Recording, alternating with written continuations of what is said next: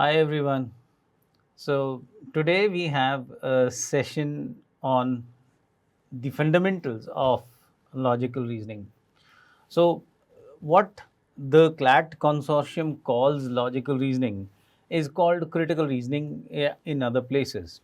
So for example, a test such as the GMAT will call it critical reasoning.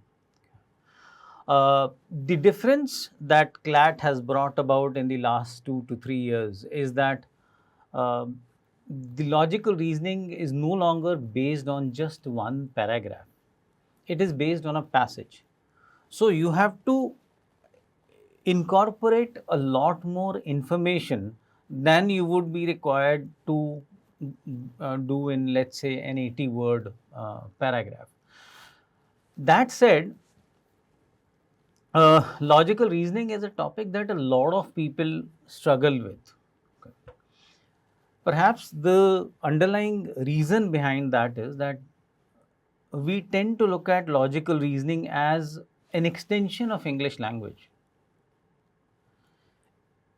It is logic written in English language. Okay. So it is not English. The same set of questions could be translated into German, Spanish, French, and the answers will remain the same.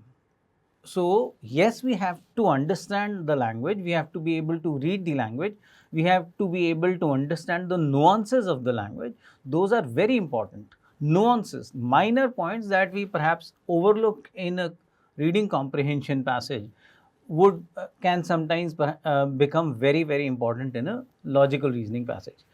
But make no mistake, this is an exercise in logic, pure and simple.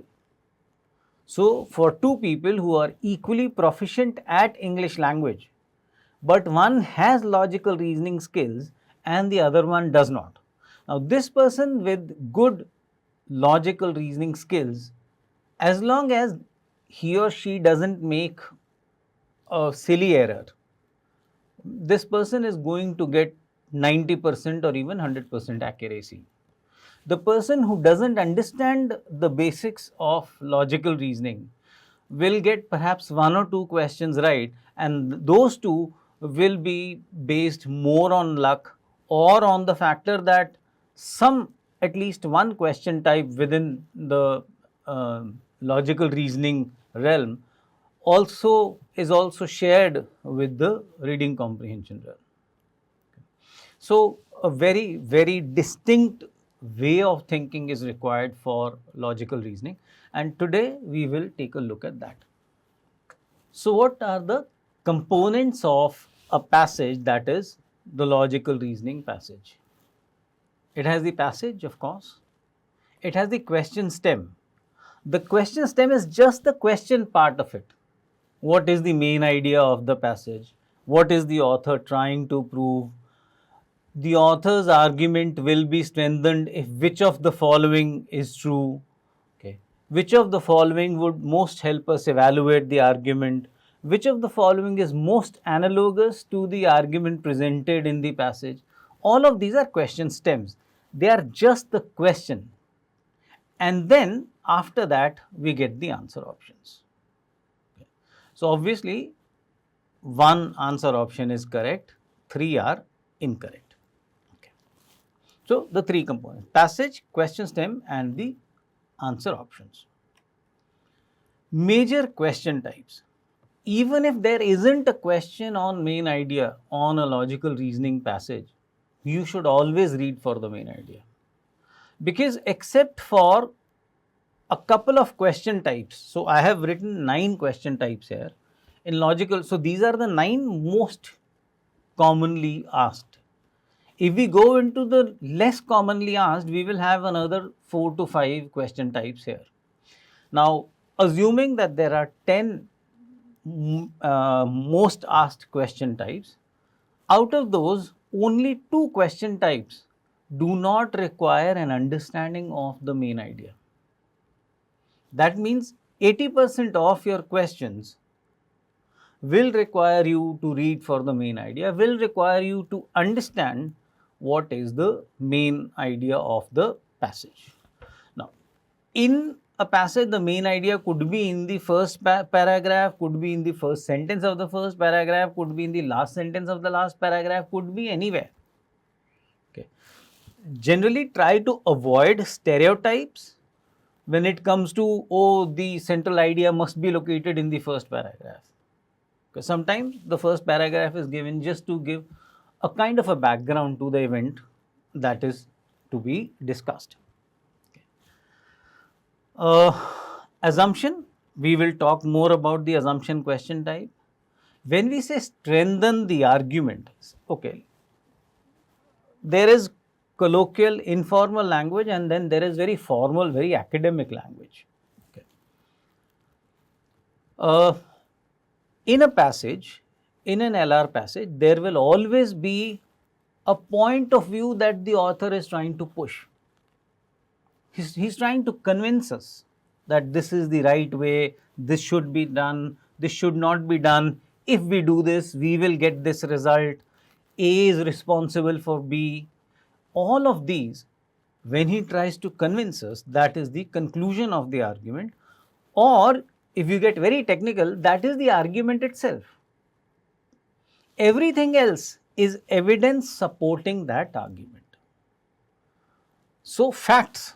If I say the mango tree does not shed leaves in the winter, this is a fact. And then I say evergreen trees do not shed leaves in the winter, fact number 2. On the basis of that, I say thus the mango is likely to be an evergreen tree. Now, this is my opinion based on 2 facts. Okay. So, facts bolster or support or justify the conclusion drawn by the author. Okay. So, when we say strengthen the argument, we are trying to strengthen the belief, the opinion of the author. We are trying to make the author's point of view more believable. Similarly, when we say weaken the argument, we are trying to make the author's argument less believable than it originally is. In evaluating the argument, we look for whether this is a strong or a weak argument. Okay. Is it a reasonably well drawn conclusion or is it a very flawed one? In flaw in the argument, there is already a flaw. We are not trying to find out if there is a flaw. We are trying to identify that flaw. What is the flaw in the argument? Inference. Remember, I talked about 2 types of questions that are not dependent on the main idea. One of them is inference. Inferences are facts derived from known facts. So, those are inferences. Resolve the paradox. Resolve the paradox is something like this doctor has one of the lowest success rates in the operation theatre. Yet, the hospital director says that I have never seen a better surgeon than this one. Mutually contradictory statements. Here is a surgeon who has a very low success rate in the OT, and the director says that I am yet to see a better surgeon than he is. So, these are called resolve the paradox. 2 contradictory situations, you have to find an option that allows both of them to be true. Okay. Parallel reasoning is when you are given an argument and then you are given 4 arguments in the options. You have to find out which of these arguments is very, very similar in structure to the original argument. Okay. So, these arguments will have nothing to do with each other. They are not an extension. The options are not an extension of the original argument. It is just that we are trying to find out which argument parallels this argument, has the similar structure as the given argument in the question stem. So, Logical reasoning tests reasoning rather than pure English comprehension. Look at LR questions as an exercise in logic. Let's discuss the components of an argument in detail. Data, evidence, premise. So, there are two components of the argument essentially. The opinion, the final opinion that the author renders, and everything else leads up to that is a support for that. Okay. So, if any of you have been in Mumbai or have watched Govindala, what happens? There is a pyramid that is formed, right? At the top of the pyramid is the one person, okay, who breaks that handi. So, that one person, everything is leading up to taking that one person to reach the handi. Okay. So, the base, all are premise and they lead up to the conclusion. So, the basis on which we make an opinion or a claim, it could be a finding. So, some research has come out. Doctors are now reluctant to give a diagnosis without blood test and some kind of imaging. This is a finding. Okay. It could be a fact. The surface of the earth has warmed by around 1 degree Fahrenheit in the last 100 years. And a judgment used to support a final conclusion. Carbon credits are futile. Now, this is an opinion statement, but the author sometimes uses this opinion statement. So, he uses data, reaches this conclusion, then uses this conclusion as the basis for his final conclusion. So, for example, before this, the author might have said that rich companies are buying carbon credits from developing countries, and so the developing countries are polluting less, the rich countries are polluting more. Okay. Earlier, it used to be just this: rich are polluting more and the poor are polluting less. Now, we have made an industry out of it. We say carbon credits. So, now the less polluting companies or the less polluting nations can sell carbon credits to high polluting countries such as China or United States. And that allows these American and Chinese companies to keep on polluting. So, therefore, carbon credits are futile. He reached here and then he says, let us do away with them. We should not have carbon credits. Okay. So, sometimes the author reaches a judgment, renders an opinion, but that is not the final conclusion. The final conclusion comes when he uses this conclusion as evidence for the final conclusion or as support for the final conclusion. Premise could be a belief.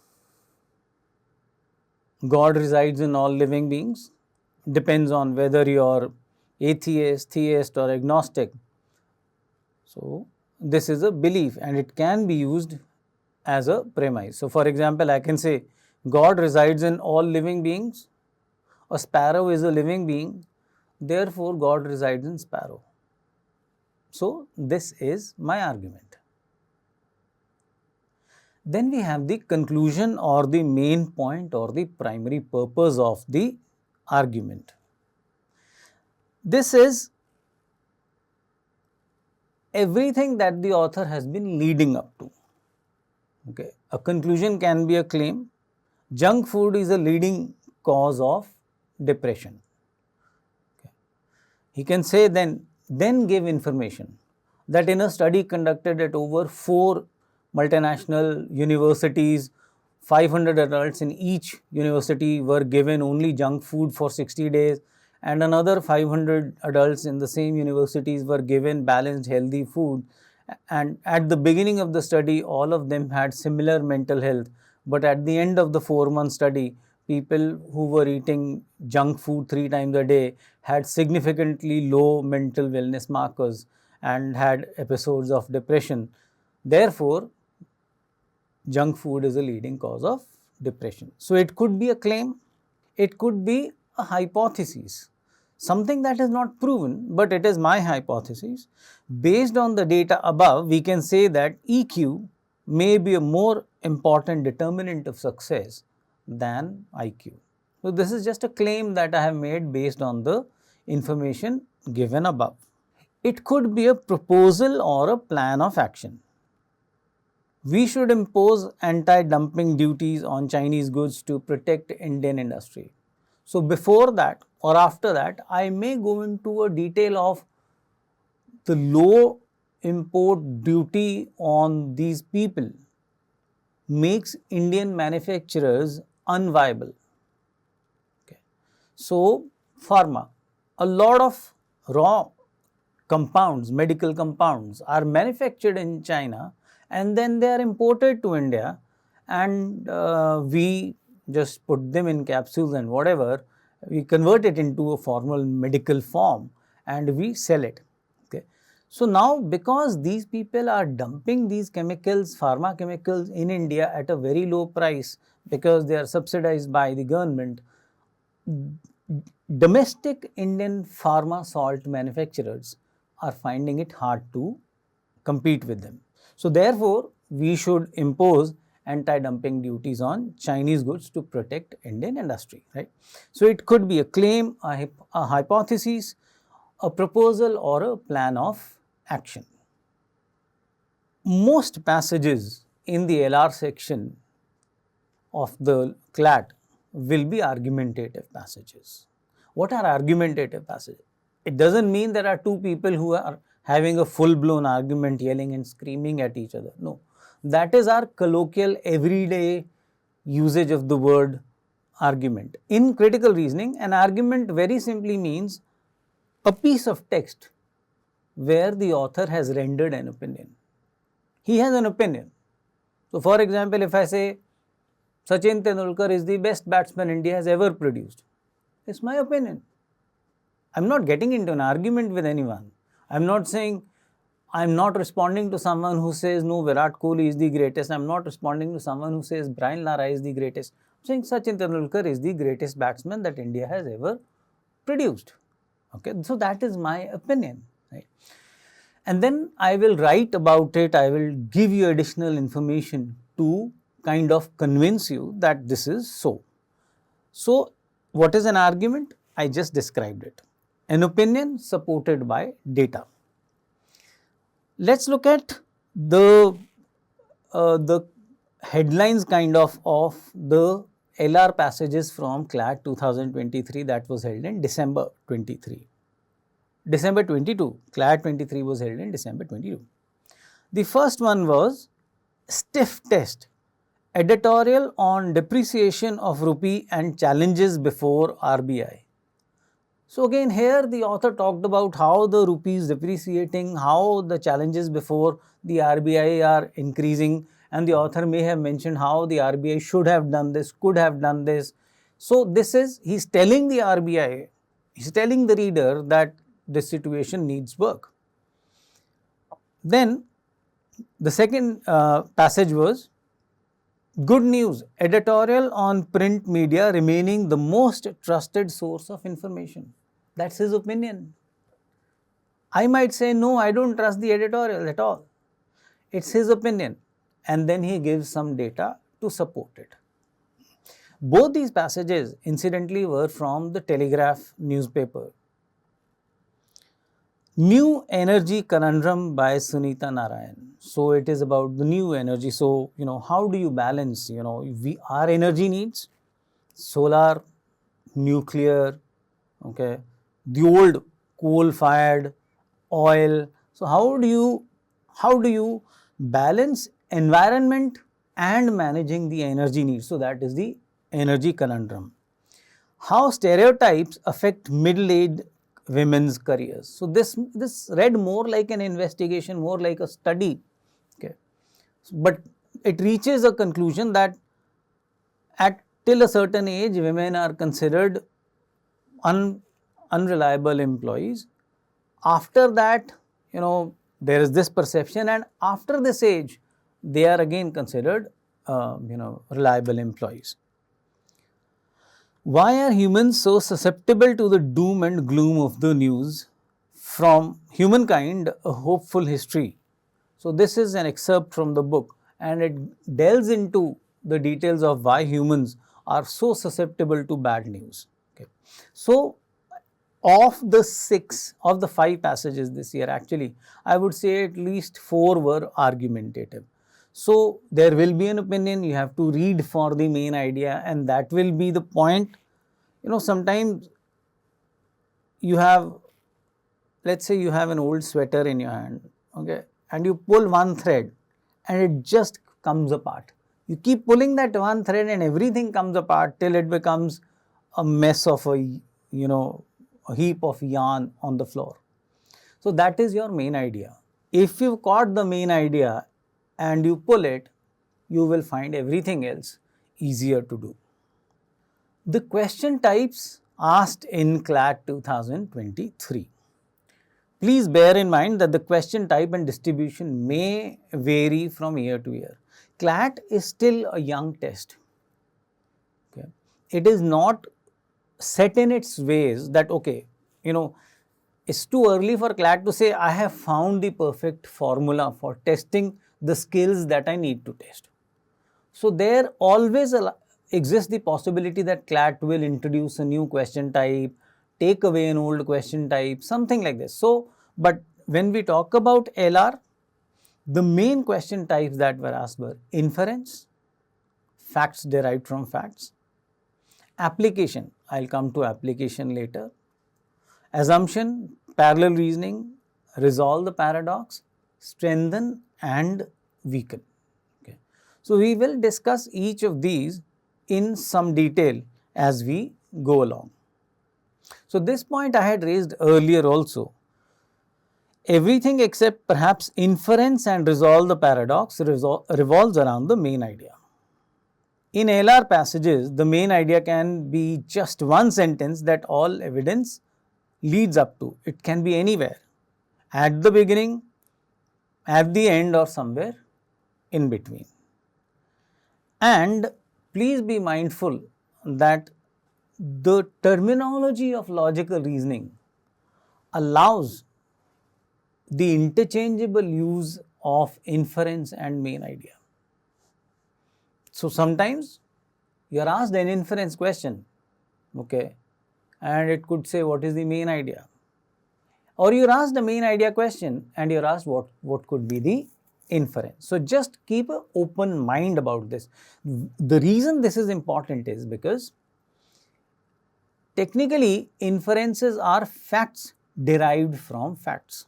So for example, if I say A and B are siblings, B and C are siblings. Now, can I infer that A and C are brothers? No. It's a possibility but not a certainty. Can I say A and C are sisters? No. But can I say A and C are siblings? Yes.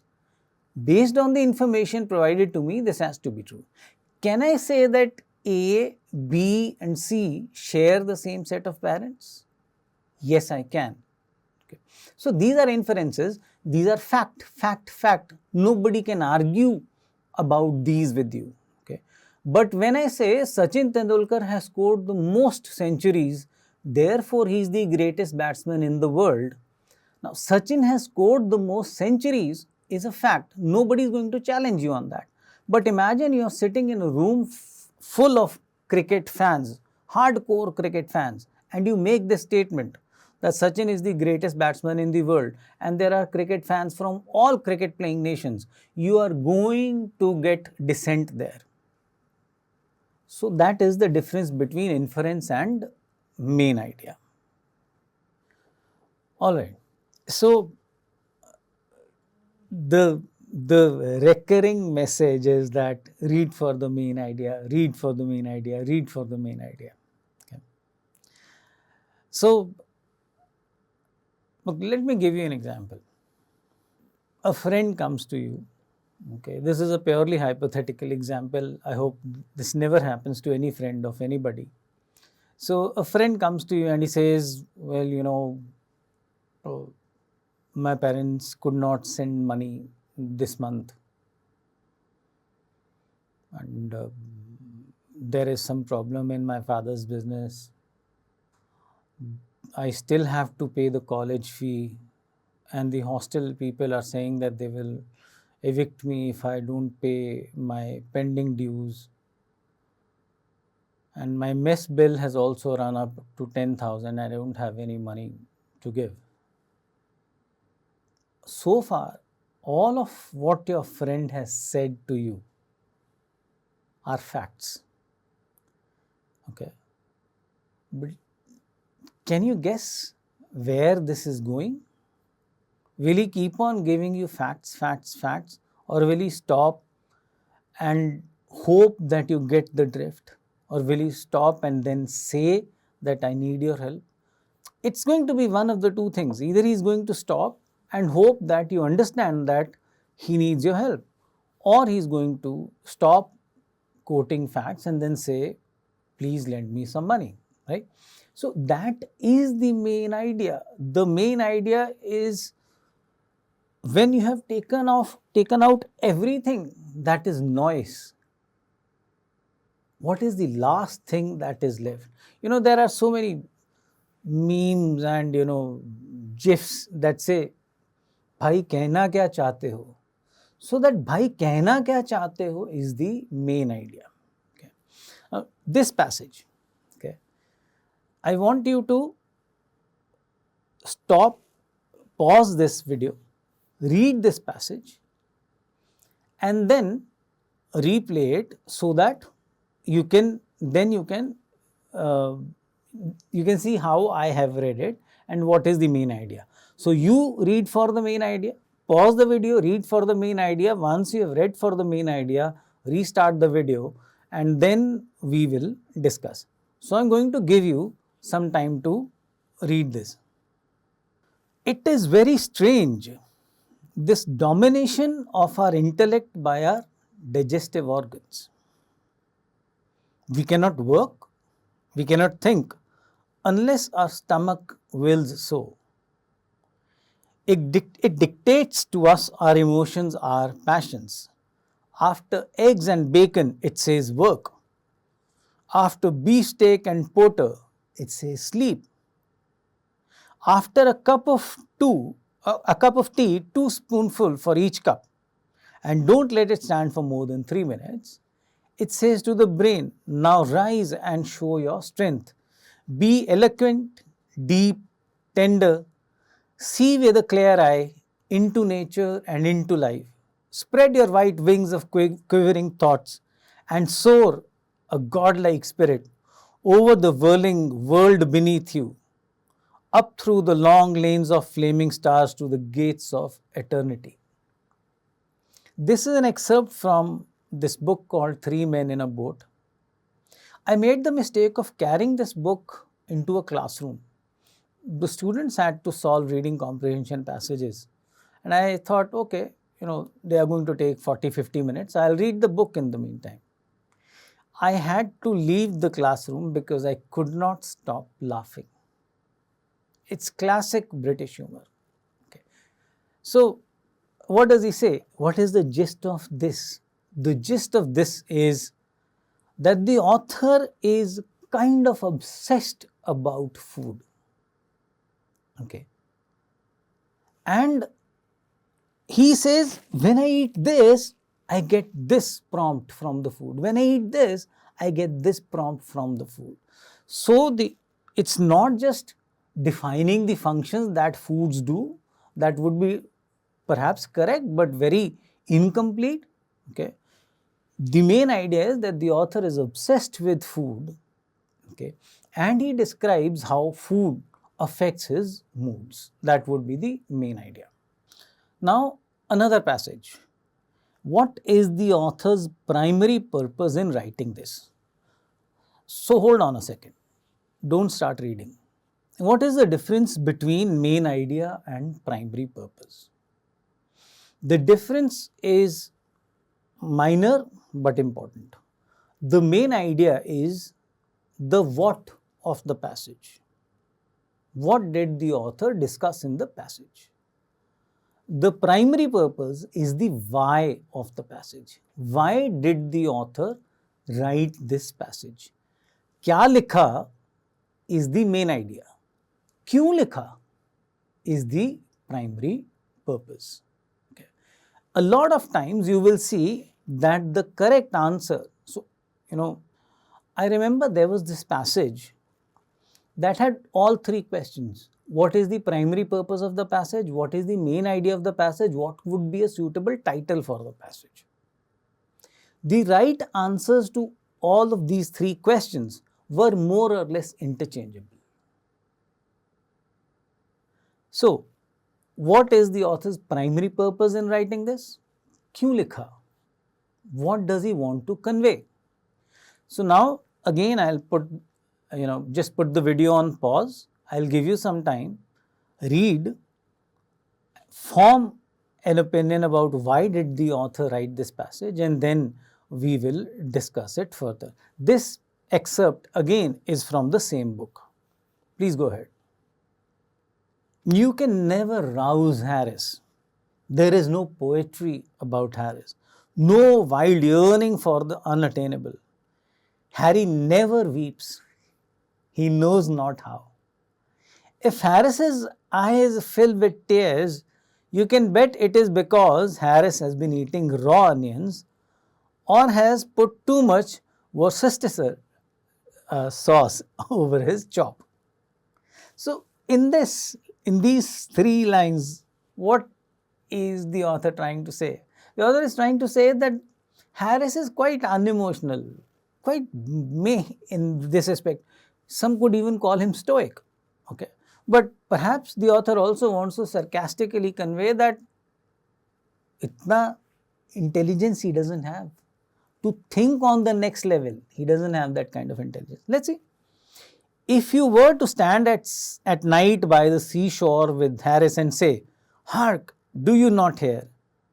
Is it but the mermaid singing deep below the waving waters? Or sad spirits chanting dirges?" Dirge is a mournful song for white corpses held by seaweed. Harris would take you by the arm and say, "I know what it is, old man. You've got to chill. Now you come along with me. I know a place round the corner here where you can get a drop of the finest Scotch whiskey you ever tasted. Puts you right in less than no time." So again, Harris is unimaginative, very, very practical, okay, and he's not the kind who is moved by beauty or the abstract. So that is the main idea, or that is the primary purpose why author wrote this. He wanted to give the readers an insight into the mind of his friend Harris. Let's look at inferences. Inferences are facts derived from known facts. They must be true if the information contained in the passage is assumed to be true. So, if you give me a passage and you say every word, every line of this passage is true, whatever unstated facts I can derive from that piece of text will be inferences. Main idea is only one, but inferences can be multiple from the same given piece of text. They are usually derived from a combination of facts given in the passage. They are certainties, even a very strong possibility, something like a 95% probability cannot be called an inference. An inference is inviolable. It has to happen. It has to be true if the information given to us is true. Let's look at this example. In the last 10 matches that he's played, Virat Kohli has brought up his half century in each of these matches by hitting a boundary.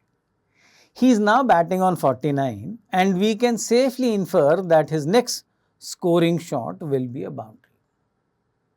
Can we call it an inference? No, it is not an inference. It is a very strong possibility. But the possibility also exists that the next ball is a dot ball, or he gets a 1, he will still get to a 50, or he gets a 2 or a 3, or he gets out. Okay? So, multiple possibilities exist. So, this cannot be called an inference.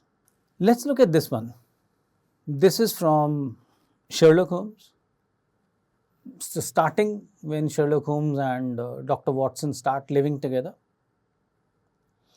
Holmes was certainly not a difficult man to live with. He was quiet in his ways and his habits were regular. It was rare for him to be up after 10 at night, and he had invariably breakfasted and gone out before I rose in the morning. The reader may set me down as a hopeless busybody. Busybody is like poking into other people's affairs. When I confess how much this man stimulated my curiosity and how often I endured to break through the reticence which he showed on all that concerned himself. Reticence, unwillingness to talk. Before pronouncing judgment, however, be it remembered how objectless my life was and how little there was to engage my attention. My health forbade me from venturing out unless the weather was exceptionally genial, and I had no friends who would call upon me and break the monotony of my daily existence. Under these circumstances, I eagerly hailed the little mystery which hung around my companion and spent much of my time endeavoring to unravel it.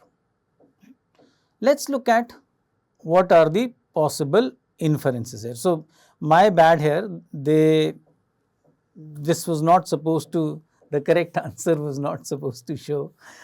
This was supposed to happen on the next click after the fourth option. But let's look at the options. The author confesses to being nosy and intrusive. No, he does not. He says, you may think I am nosy and intrusive. But look at my justification. My health did not allow me to go out unless the weather was very good. I did not have any friends who would come down to meet me and break the monotony of the day for me. So for me, there was nothing else to do but to study this roommate whom I found enigmatic, mysterious. So the author confesses to being nosy and intrusive? No. He says, you may think so, but I have a justification. The author was suffering from chronic illness. Now we know, he says here, my health forbade me from venturing out unless the weather was exceptionally genial. My health forbade me from venturing out. Is it necessary that he was suffering from a chronic illness? He could have been injured in war and his wounds have not healed properly as yet. Okay. And when a lot of time it happens that, old wounds, especially fractures, okay, they become very painful in cold and rainy season. Okay. Although they have supposedly healed. So maybe that is why he was not going out.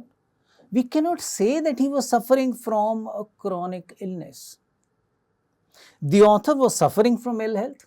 Yes, this has to be true because my health forbade me from venturing out. That means his health was not good. The author was ill-tempered and couldn't make any friends. No, this again cannot be inferred from the past. He did not have any friends. Perhaps the author was fighting a war, got injured, came back, and his friends are either dead or still fighting the war. So he doesn't have any friends who can come to see him because either they are still fighting a war or they are injured like him and recuperating or they are dead. So the only possible correct answer is option number 3. Let's look at another passage. Read it. I'll put it on pause, and then we'll discuss the possible inferences that we can draw from this. So please read, pause your video so that you can read it, and then unpause your video. Holmes was not studying medicine. He had himself, in a reply to a question, confirmed Stamford's opinion upon this point. So what do we know? Holmes was not studying medicine. Certainly. Neither did he appear to have pursued any course of reading which might fit him for a degree in science or any other recognized portal which would have given him an entrance into the learned world. So, from the author's perception, Holmes is not studying medicine, which Holmes has confessed, and according to the author, neither does Holmes seem to have studied any stream of science or any formal subjects that would have given him an entry into, let's say a university level coaching or college coaching or anything, given him an entrance into the learned world. Yet, his zeal, enthusiasm for certain studies was remarkable, and within eccentric is weird, within eccentric limits, his knowledge was so extraordinarily ample and minute that his observations have fairly astounded me. Surely no man would work so hard to attain such precise information unless he had some definite end in view. So, in some cases, in some areas, in some realms, the knowledge that Holmes possesses is mind-blowing. It's exhaustive. And the author wonders, why would anyone do it unless that knowledge is helping or going to help the learner reach a definite goal. Desultory readers, desultory means casual, bored readers, I read when I am bored. Desultory readers are seldom remarkable for the exactness of their learning. No man burdens his mind with the small matters unless he has some very good reason to do so. So, the author is saying, in certain areas, Holmes is incomparable, and nobody would go to that depth of knowledge unless there is an agenda, unless there is a purpose for that. So, let us look at this. What are the inferences? Holmes was a doctor? Just do a mental yes, no in your mind. No, Holmes was not a doctor. Holmes was not studying medicine. He had himself, in reply to a question, confirmed Stamford's opinion upon this point. Holmes was not a learned man. He was. He was a learned man in his own way. See, for example, if you have a degree in law, but at the same time, you are very, very keenly into ancient history. You are like one of the leading experts on ancient history. You might not have a degree in ancient history, but you can pitch your knowledge against an expert's anytime. So, he was a learned man. Holmes' knowledge was wide and deep? Yes, it was. He says his zeal for certain studies was remarkable, and within eccentric limits, his knowledge was so extraordinarily ample and minute. So, it was ample and he knew depths of it. So, wide and deep, that is the correct answer. Holmes' pursuit of knowledge was idle and aimless. Might have been. But the author himself says, no man burdens his mind with small matters unless he has some very good reason to do so. So, Holmes could be an outlier in the sense that he didn't want to do anything with this knowledge, but he was just hungry for knowledge. But can we say this for sure? No. So, therefore, option number 4 is a possibility. but cannot be called a certainty. Therefore, our answer becomes option number 3. One last one. The reason I have given so many inferences based examples is because inference, at least last year, was the question that was most frequently asked. So I thought might as well get some more practice of it. His ignorance was as remarkable as his knowledge of contemporary literature, philosophy and politics. He appeared to know next to nothing. Next to nothing means almost zero. Upon my quoting Thomas Carlyle, he inquired in the naivest way who he might be and what he had done. Naive means very innocent, very sheltered. Okay. My surprise reached the climax, however, when I found incidentally that he was ignorant of the Copernican theory and of the composition of the solar system. That any human being, that any civilized human being in this 19th century should not be aware that the earth travelled round the sun appeared to be, to me, such an extraordinary fact that I could hardly realize it, that I could hardly accept it. So Holmes was equally knowledgeable and ignorant? No, equally knowledgeable and ignorant kind of divides it into two. 50% of the subjects he is ignorant about, 50% of the subjects he is knowledgeable about, or a particular subject. 50% he knows about, 50% he doesn't know about. Now, this is too extreme an inference, so it cannot be supported. Holmes did not care much for philosophy. Very true.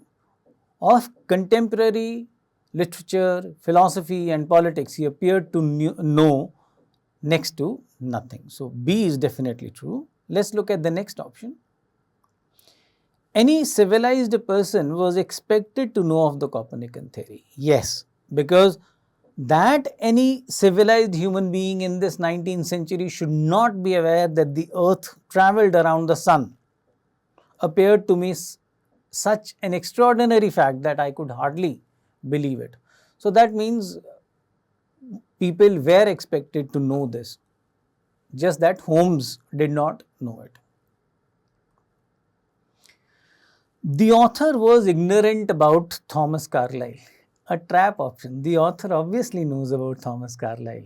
He quoted Thomas Carlyle. It was Sherlock Holmes who was not familiar with Thomas Carlyle. So that is the incorrect answer. Okay.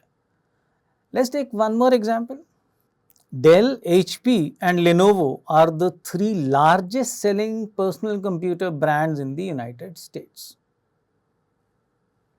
Dell is number 1 with 35% market share and Lenovo is number 3 with 25% market share. Right? This is all we know. How many other brands are there? We don't know. Which is number 4? We don't know. Okay. How much in terms of numbers do these sell? We don't know. We just know the percentages. We know Dell is number 1, Lenovo is number 3, and since Dell, Lenovo and HP are the top 3 brands, it automatically implies that HP must be the brand number 2 in terms of market share, right? Can we say that HP's market share is, so 35 and 25 is what? 60. Can we say that HP's market share is 40? No. With 40% market share, it would become market leader.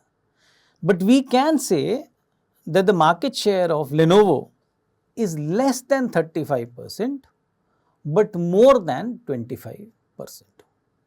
Right? Fact 1, inference 1. What is the second inference? Look at the lowest possible.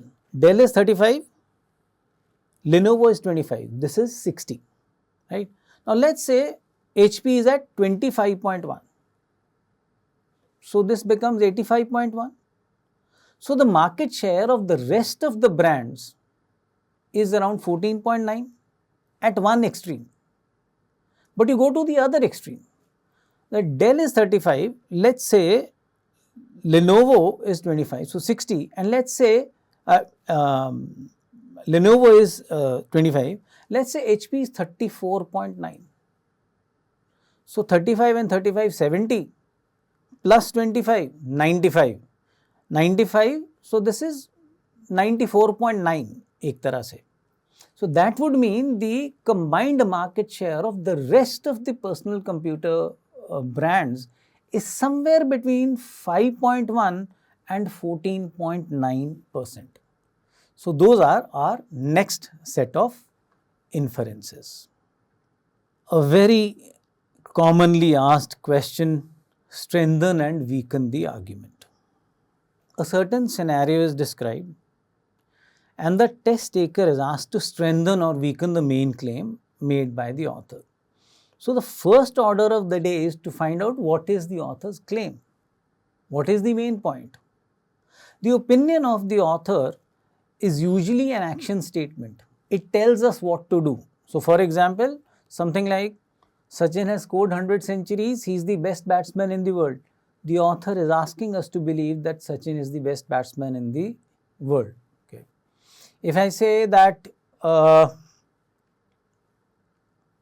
shopping in Delhi is better than shopping in Mumbai, I have not given you any reason to believe that, but that is my opinion. Okay. So that is another conclusion. Okay.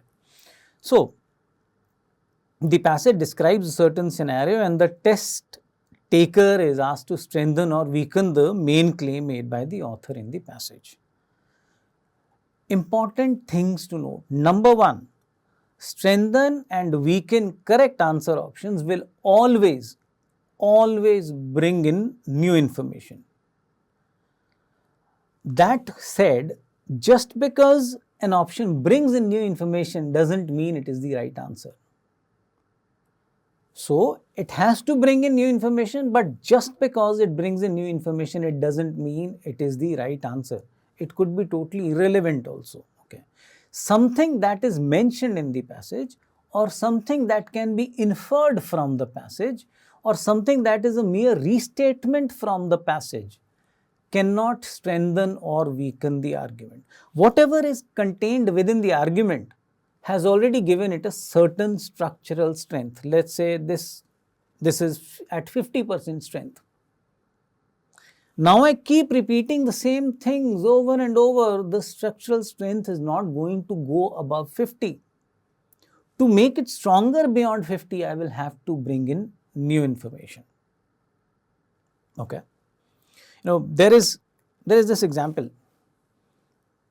80s Hindi movies, Bollywood. Okay.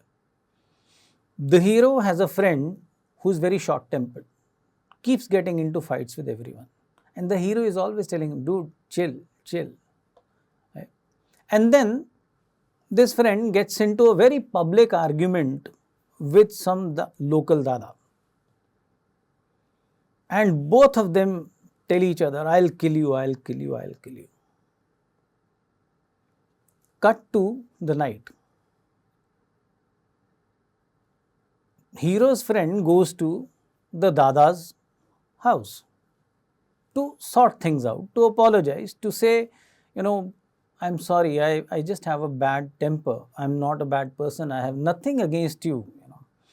So he goes to the local dada's house and he finds the local dada already on the floor with a knife sticking in him. Okay, so the dada is still alive, right?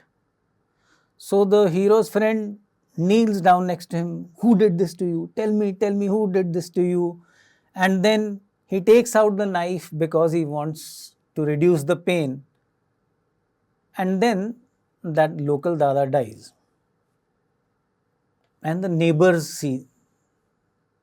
And now the case is in the court before the judge. Circumstantial evidence is all against this friend. Right?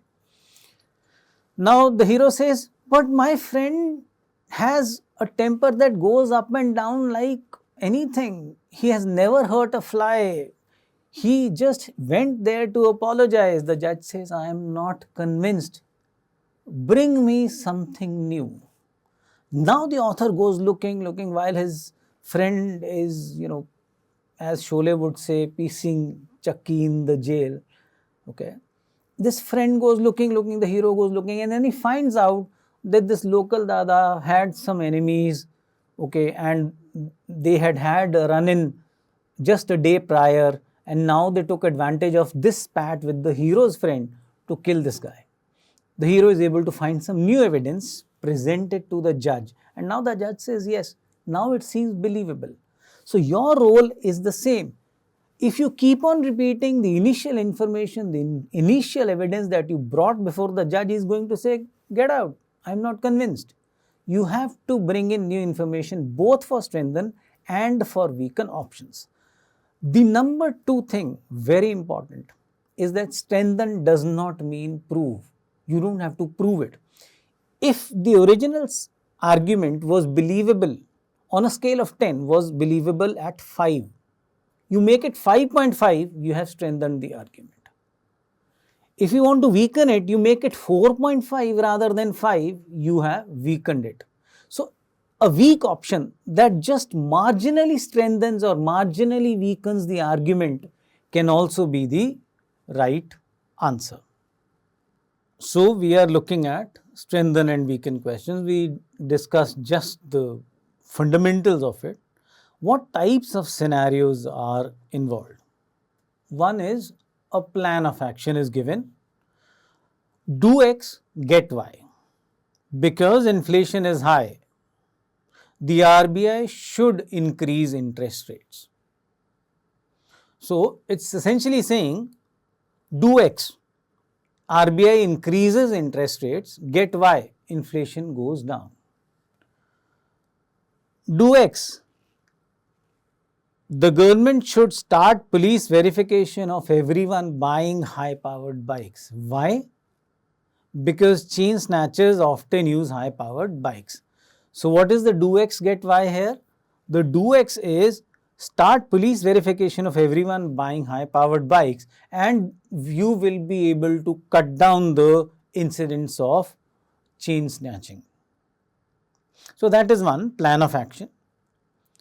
How to strengthen or weaken this? One is it implementable? Imagine everyone who goes to buy anything from a 300cc bike onwards is asked to go for a police verification.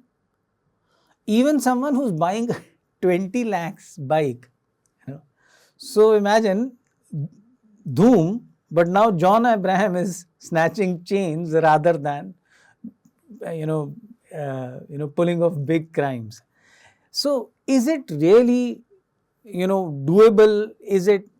Are there going to be major side effects? Okay. So of course the automobile industry will yell holy murder, because they will say, as it is, high-end bikes are hard to sell, and now you are doing this, people will be worried. Is the income tax department coming after me? So on and so forth. So, this plan is likely to face a lot of opposition.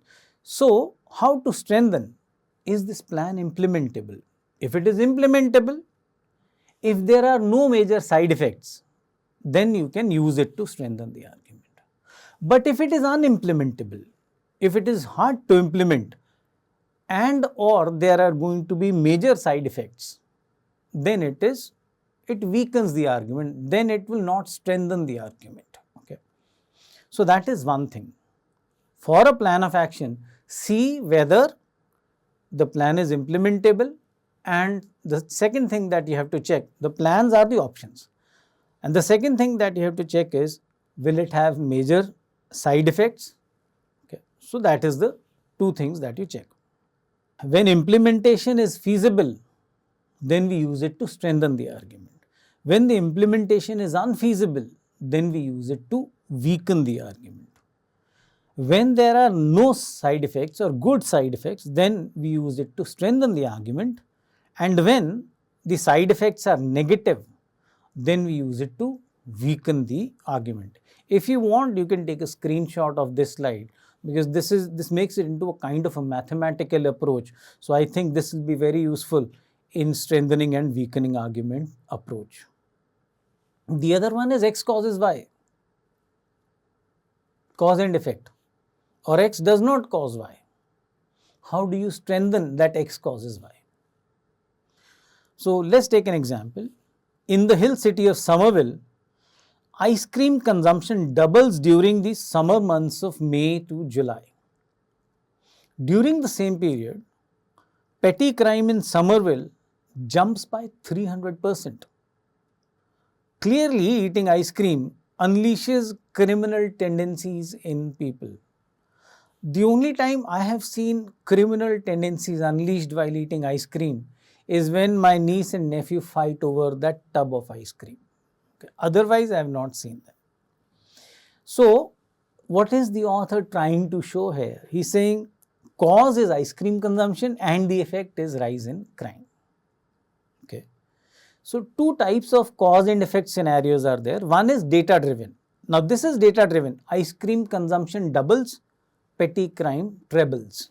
So, what will strengthen this argument? New data that support that this happens. So, for example, if I tell you that in the neighboring city of Turnville,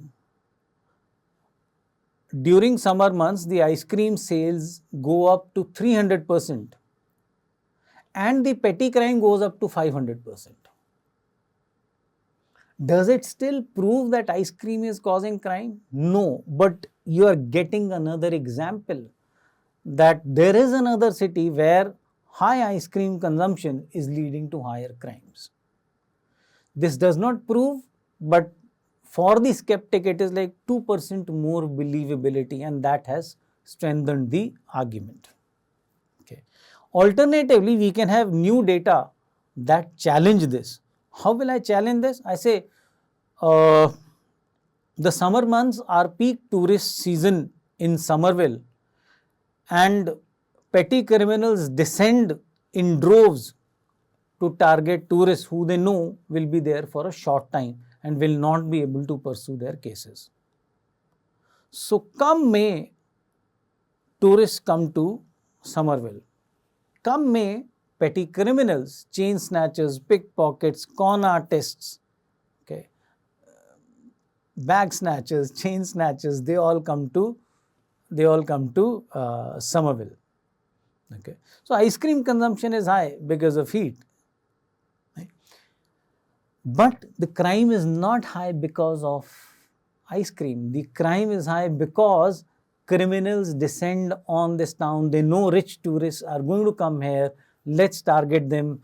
They are here for a vacation. They are not locals. They will not be able to pursue that entire legal remedy. So, very few people will pursue the case. Our chances of getting away with it are higher.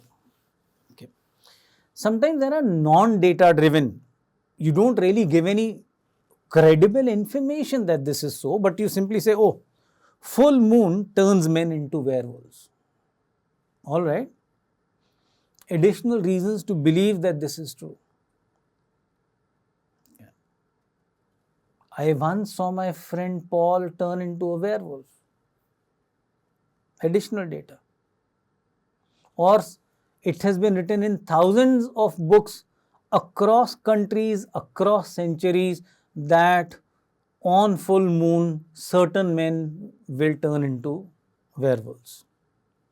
Or then we give additional reason to believe that this is false, that this is all mythological.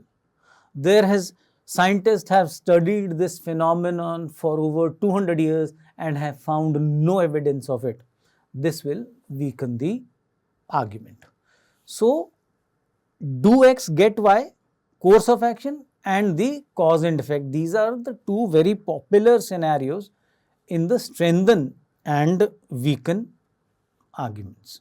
This picture was pretty viral recently. So now, if you are active on social media, you would have seen people trolling Virat Kohli, you would have seen people trolling Gautam Gambhir, you would have seen people trolling Naveen ul Haq. Everyone had a different take.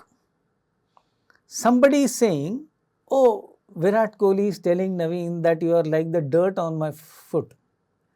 Somebody is saying, Virat Kohli is telling Naveen that see, the spikes are catching the mud from the surface, okay, and you are running onto the surface, so that is, that is not right. God only knows what really happened, okay. But you see, from this picture, multiple conclusions can be drawn. Virat Kohli was guilty, Naveen was guilty, Gambhir was guilty, Naveen and Gambhir were guilty, Virat Kohli was not guilty, all three were guilty, two of them were guilty, and so on and so forth. So, a simple picture can open us to multiple interpretations. What inferences can we draw? Well, there was an unpleasant incident between two players in which the coach of the other one of the teams got involved. That is all. That is the only inference. We don't really know what happened on the pitch. What will strengthen the argument that Kohli insulted Naveen? It could be multiple things. Kohli and Naveen have always had bad blood. Naveen insulted Kohli in the last match. Okay, something, there could be tens of things that could say that Kohli insulted Naveen. Right? What will weaken the argument that Kohli insulted Naveen? Again, oh well, Naveen insulted Kohli. Kohli was just reacting. Okay, this was not about showing him the shoe. Okay, this was about taking mud from between the spikes because it was making him skid. So anything could be there. See, this what we see and what we make of it, this leads to a gap between the fact and the conclusion. Fact is, Kohli is kind of like, looking at his spikes. And the conclusion can be any. Okay. The gap between the premise, the fact, and the conclusion is called the assumption, or even sometimes called the flaw in the reasoning. So, what are the major fallacies in logical reasoning? See, fallacies are very important to understand logical reasoning. This is like, okay, you say this, but is there evidence? I'll give you one.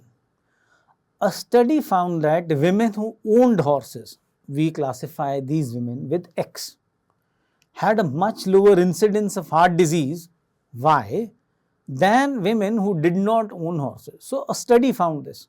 Fact. Clearly, owning horses is good for your heart. Conclusion. The author says X causes Y.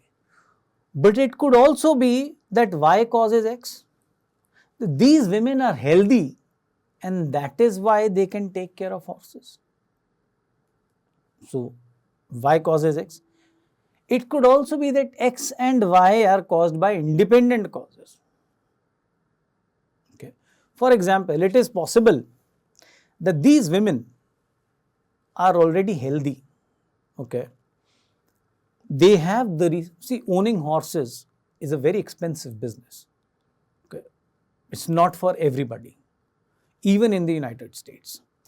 So, if somebody can afford horses, that means this person has money, that means this person has the resources to go in for regular checkups, doctor's visits, preventive measures, okay, and also likely that this person has, because he has money or she has money, she is able to lead a much more active lifestyle which allows her to stay healthy. So, it is the money that is causing her to stay healthy. It is the money that is causing her to buy horses. So, it is the money that is causing these two things, not horses causing health or health causing the ownership of horses. No amount of correlation. Correlation means two things are happening together and I say A caused B. No amount of correlation can prove that A caused B. Donald Trump said that ever since I have become the president, the stock market has been going up. So, it is because of my policies that the stock market has been going up. Correlation. there was not an iota of identifiable proof to back his claim. Okay, so first major fallacy is causation correlation. Two things happening together and we think that A is somehow related to B, A caused B or B caused A. Post hoc ergo propter hoc. After this, therefore, because of this. Hi Rakesh, how did your job interview go? It did not go well. The interviewer asked me questions that she hadn't asked of any candidates that went in before me. Actually, when I walked out of the house this morning to go for the interview, my neighbor sneezed twice, called out to me after I had crossed him, and then his black cat crossed my path. That's when I knew that this interview was going to be a disaster. This is post hoc ergo propter hoc. After this, therefore, because of this. Oh, this is how all superstitions are made, right? There was a time when Steve Waugh was going through a very lean patch in his batting. One day he went out to bat and he scored 100. Later, after his innings, he found out that he was carrying a red handkerchief in his pocket. Now, in the cricketer's mind, the red handkerchief became associated with success. After that, he never walked out to bat without that red handkerchief. Causation correlation. It was in tatters by the time Steve Waugh retired, but that is exactly causation correlation. And this is one thing happened, later the other thing happened, and I say, oh, A caused B. No, it is not necessary that A caused B. I was not prepared for the interview. That is why I could not crack it. Let's look at another fallacy. This is called hasty generalization based on insufficient sample size or a biased sample. Californians are liberal. California is in America, so Americans are liberal. Now, this is a hasty generalization based on insufficient sample size. It's not so. Even if we assume that all Californians are liberal, and they won't be, but let's assume. How can we assume that the rest of America is liberal? This is hasty generalization. Then we have something like, most of my students told me that I am the best teacher they've ever met. Therefore, I must be the best teacher in the world. Insufficient sample size. Okay. There could also be a problem with the data that they said this to make me happy. Okay. There could be a problem with the intent. There could be a problem with the data that they have seen only 4 teachers, and out of a pool of 4 teachers, they say, oh, you're the best teacher. That doesn't necessarily mean I am the best teacher in the world. And then there is another one that is either or. That is like you imply that there is no third option. So if you are not a Trump supporter, you must be a Biden supporter. Well, what prevents me from being a supporter of neither of them? Okay. What if I support Bernie Sanders? Okay, so saying that if not this, then who is a case of an either or fallacy. These occur in arguments. Ad hominem is when we attack the person rather than his argument. Navjot Singh Sidhu has not been able to make himself at home in any political party, so his call for electoral reforms should be ignored. Now we are attacking the person rather than his argument. Talk about his argument. Why shouldn't there be electoral reform? We don't want to talk about it because it is easier to target the speaker. The next one is ad populum. Something that is popular must be correct. Millions of boxing fans say Mike Tyson is the greatest heavyweight boxer of all time. Therefore, Mike Tyson must be the greatest heavyweight boxer of all time. You might get you might feel that the 6 and 7 are similar, but they are not. 6 is based on a large number of people saying something. Thousands of people saying Mike Tyson is the GOAT, and therefore I say, okay, he must be the GOAT. Circular argument is when the evidence and conclusion say the same thing. Chetan Bhagat is the worst writer I know of, since no other writer is as bad as Chetan Bhagat. Now you consider these two statements independently. Chetan Bhagat is the worst writer I know of. Leave it now. Look at the other one. No other writer is as bad as Chetan Bhagat is. Isn't it the same thing? The first part said the same thing in the superlative form, worst. The second one said it in the comparative form, but the information is the same. So when the evidence and the conclusion drawn are the same, it is called circular argument. This one is my personal favorite, slippery slope.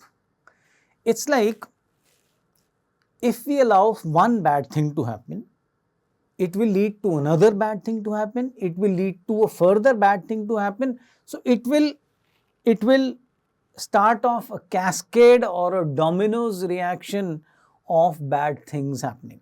Okay. So the example that I have taken, I change it according to the session that I am taking. So this time it is for you. When I take it for the CAT students, it is for the exam referred to as the CAT. If I study but I don't understand the concepts, I won't get good marks in sim class. So slippery slope 1. If I study and don't understand, why won't you understand? No logic. But if I study and don't understand, I won't get good marks in sim class.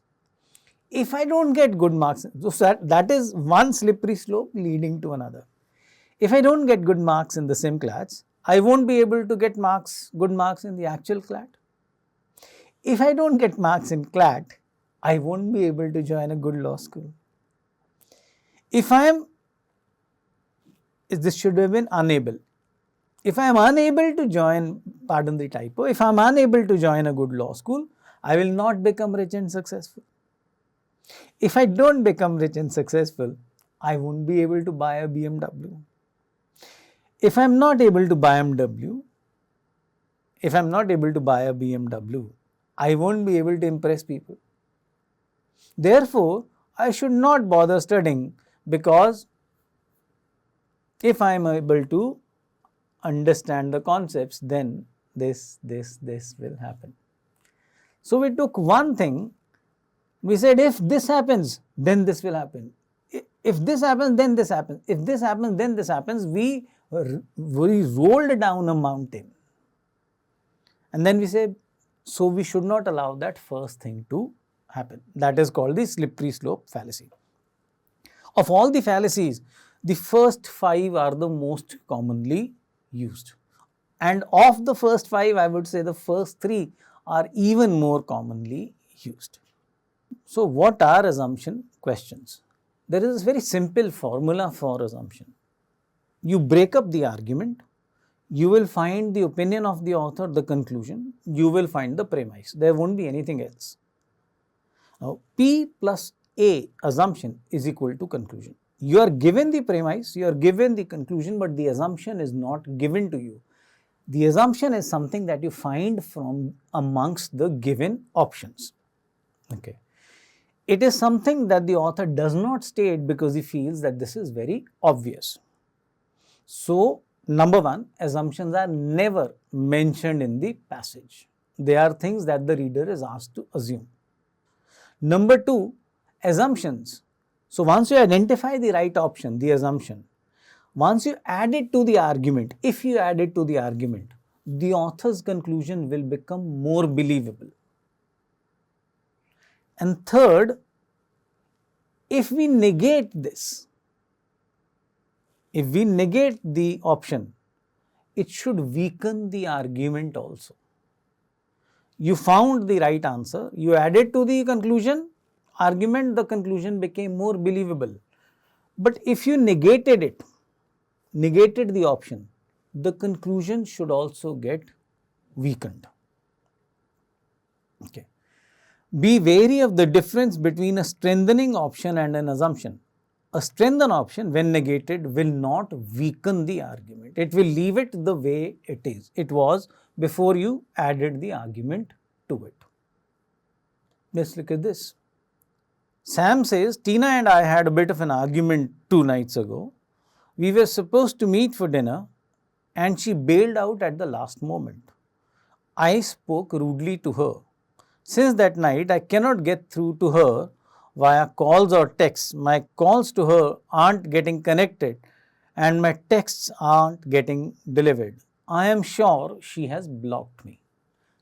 Everything else is fact, fact, fact, fact, fact. The last line is the conclusion. Okay. What is the author's assumption? That there is no other explanation for his calls not getting through and his messages not getting through except what he believes, that Tina has blocked him. Now, it is entirely possible that Tina lost her phone, okay, and she hasn't bought a new phone. Okay. It is possible that Tina had already planned a hike. Okay. It's a 4-day hike through a jungle area and there is no signal there. So obviously Sam's calls and messages will not go through. But Sam is not looking at them. These are the assumptions. Now if we add the assumption that Tina has not lost her phone, okay, or if I say Tina's phone is working, then Sam's argument becomes more convincing. If Tina's phone is working and Sam's calls and texts aren't going through, then it is more likely to be true that Tina has blocked him. Now we negate it. Tina's phone is not working. If Tina's phone is not working, how will she receive texts and calls? So that is the right assumption. What will strengthen the argument that, what will weaken the argument that Tina has blocked Sam? Another friend says, my calls are also not going through. So that shows that, well, there is something wrong at Tina's end, not necessary that she has blocked Sam. So assumption P plus A is equal to C. You will find P in the argument, you will find C in the argument. Find the option that fills the gap between them so that it becomes a flowing argument. Just to check, negate the option. So Tina's phone is working, make it Tina's phone is not working. Okay. Does it impact the conclusion? It should weaken the conclusion. If it weakens the conclusion, it is the right answer. Let's read this. Pause your screen, read this, and then we will look at what has been assumed by the company. Let's see what our options are. First, John Player's gifts and toys brand has built up a loyal clientele by offering sizable discounts starting Halloween Day and continuing till 31st December. It now plans to launch Baby's Day Out, a children's clothing brand, and the management plans to emulate the success of John Player's by following the same strategy as John Player's to make the new brand popular. So what is the strategy of John Player's? Starting Halloween Day till New Year's, we will give sizable discounts. And they say, well, for children's clothes, we will also do the same. What is the difference between the two? The difference is that John Player's is a gifts and toys brand, and Halloween to Christmas, New Year is a time when people buy a lot of gifts. But does it really hold the same? Does the same hold true for children's clothes?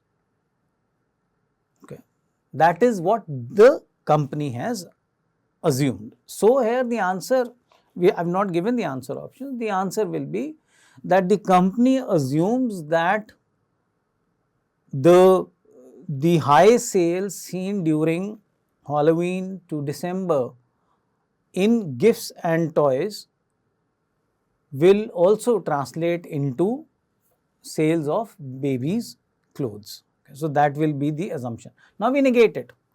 that the high sales seen for gifts and clothes will not translate into high sales for babies' clothes, then the management's argument becomes weakened.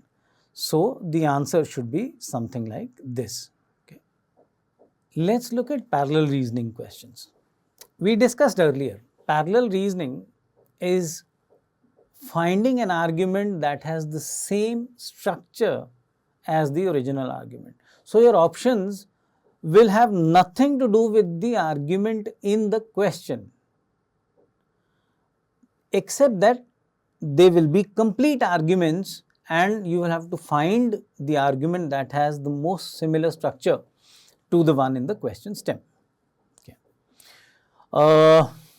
So, the test taker is asked to identify the option that contains an argument with the most similar structure to the argument in the passage. If the argument in the passage is flawed, which in most cases it will be, then the correct answer will also be flawed in that manner. Let's take an example. Most skateboarders are young, most criminals are young, so most skateboarders are criminals. If you have even a very basic knowledge of syllogisms, okay, you could mentally draw a big circle representing young people, a big circle. Inside that big circle are two circles that don't intersect at all.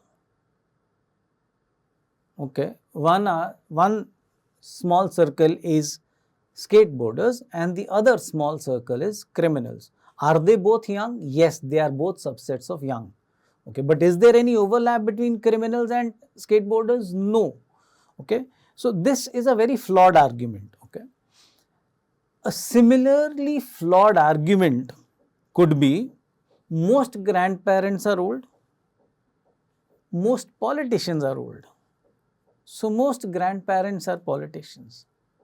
Again, if you draw a mental Venn diagram, there is a big circle that represents old people. Within, there is a small circle representing grandparents, and there is a small circle representing politicians. Okay. Now, there might be some overlap between politicians who are also grandparents, right? There might be some overlap, but we cannot say that all grandparents are politicians. So, these two arguments are flawed along similar lines. Another example, find an argument that is parallel. No senior professor teaches undergraduate classes. No senior professor takes more than 4 batches per year. Therefore, Mr. Smith, who takes only postgraduate classes and never takes more than 4 batches per year, must be a senior professor. So, what happened here? We had two preconditions for a senior professor. A senior professor will not take undergrad classes. A senior professor will not take more than 4 batches in a year. And Mr. Smith does neither of the two. He doesn't take undergrad classes and he doesn't take more than 4 batches a year. So, the author says he must be a senior prof. Now, if you look carefully, either of the two pieces of evidence could have told us that Professor Smith is a senior professor, because no senior professor teaches undergrad classes. Mr. Smith, who takes only postgrad classes, must be a senior professor. You can also say no senior professor takes more than 4 batches per year. Mr. Smith never takes more than 4 batches per year. Therefore, he is a senior professor.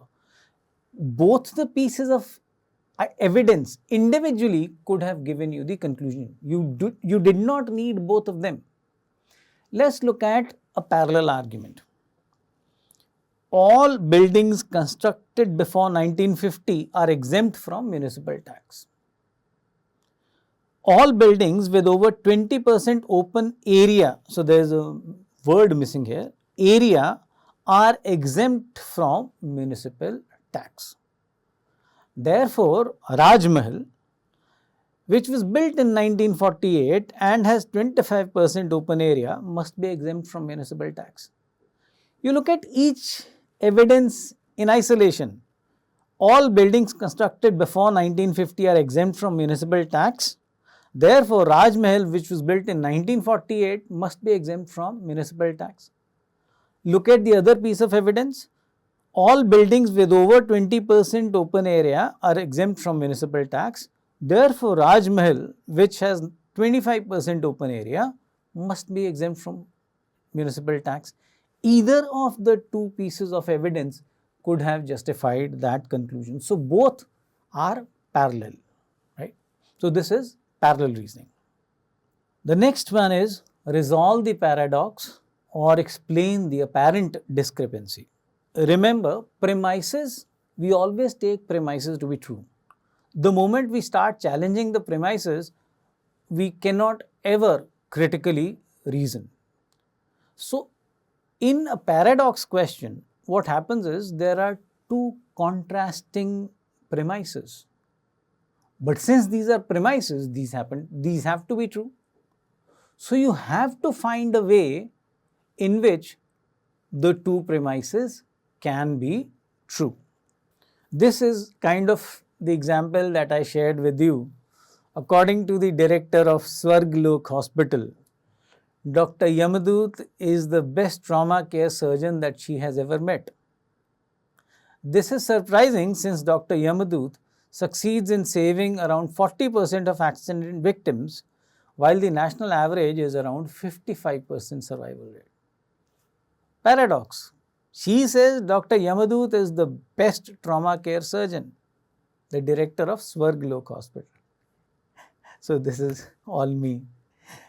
Okay, I came up with these names. So, how come he can be the best surgeon if his success rate is 15% less than the national average? Because he takes those cases that are refused by all other doctors. People know that if it's a serious accident trauma case, don't even bother going to other doctors because they will not treat it and you will waste valuable time. Those people are worried about their success rates. You go to Dr. Yamadut, Dr. Yamadut relishes the challenge, tries to save the life of the person. So, therefore, these 55 people, so these 100 people got injured, right? Now, these 40% people that Dr. Yamadut saved, had they gone to some other surgeon, their chances of survival were very bleak. So, yes, he is the best trauma care surgeon in the city. Sunrisers Hyderabad, an old IPL franchise, has had some of the best players in its ranks over the years. However, Sunrisers Hyderabad has failed to win the IPL after their maiden win in 2016. Explain the paradox. So, the paradox has to be explained by a third fact that explains why, in spite of having talented players in the team, SRH never won more than once. One is the exodus of players after 1 week season. They let go of Shikhar Dhawan, they let go of David Warner. Okay, and these players are doing wonders somewhere else. And then, their team selection has always been very, very weird. You never know what they are trying to do. So, the problem is, yes, good players came, but the good players did not stay. And that is the reason SRH has failed to win the IPL trophy after their maiden win in 2016. So, this explains the paradox. And with this, we come to an end of the session. We have covered all of the major question types. For more practice, please refer to your SimClats. Please refer to your modules. Module 1, Module 3 and Module 4 have a lot of critical reasoning. Please revise syllogisms from Module 1 because syllogisms are the foundation of critical reasoning. Also, if you still have doubts about how critical reasoning works, please look at the concept videos on my IMS. These are really, really, really good concept videos. Okay. And thank you for being here. All the best for your SimClats, and I'll see you again.